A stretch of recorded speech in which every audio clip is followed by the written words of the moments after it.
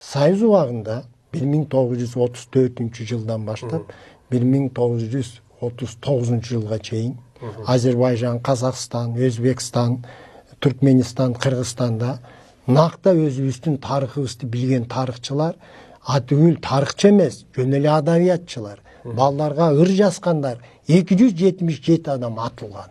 Атайын атылган, мына жерде маалымат бар. Репрессияланган түркология деп. Анда мындай болгон пан-түркизмди көтөргөн, билесиздер.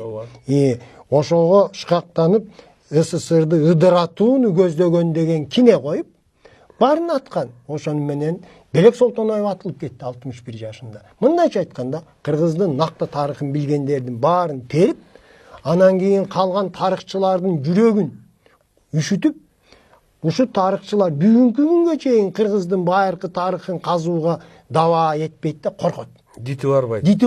Бул кандай? Анын үстүнөн ал тарыхчыларды, ошол 40-жылдан кийинки тарыхчыларды жалаң гана ушу 16-кылымдан бери гана үйрөткөн, анын аркы тарыхын берген эмес, оңой менен берген эмес, сырын ачкан эмес.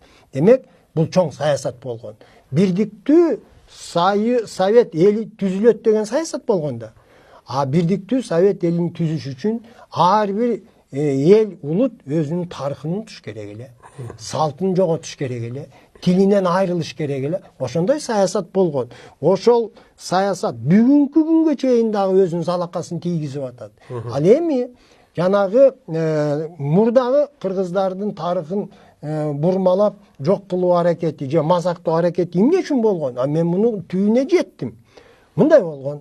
Мына Индияда Манас дарыясы бар, нарындан 5 эсе чоң.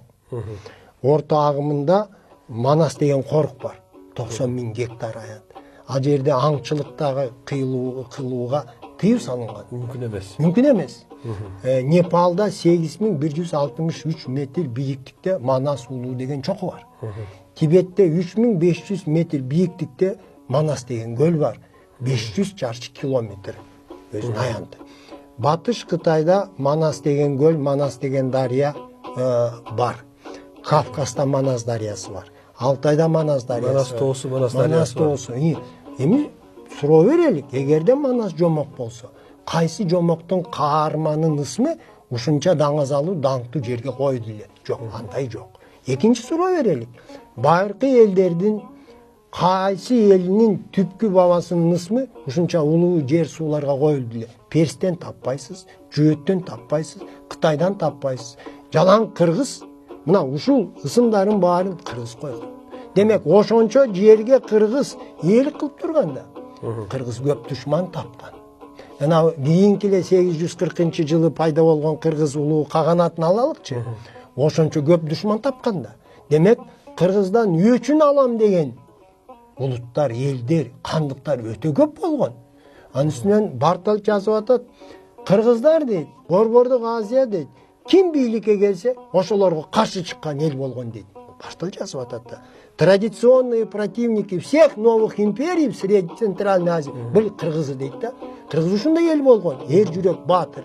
Анан албетте душман тапканда, албетте кыргыздарды басынтуунун аракети менен тарыхын жокко чыгаруу, же бир тайгандан таратып, же көбүктөн таратып, ошондой максат менен атайын бизди басмырлоо аракетин жүргүзүп келген, аны өзүңүз четин айтып кеттиңиз казыр.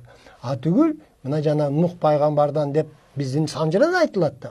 Бу да чындыктан алыс, себеби генетиктер изилдөөлөрүндө көрсөтпөдүбү?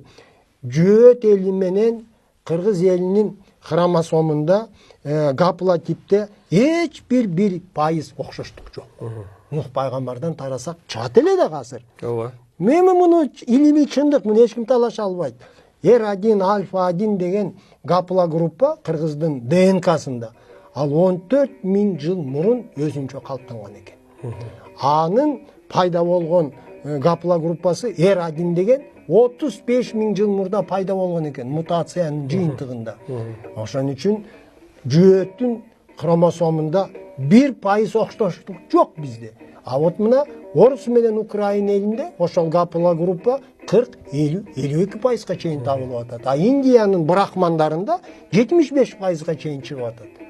Мына бул илимдин далили да, илимдин далили.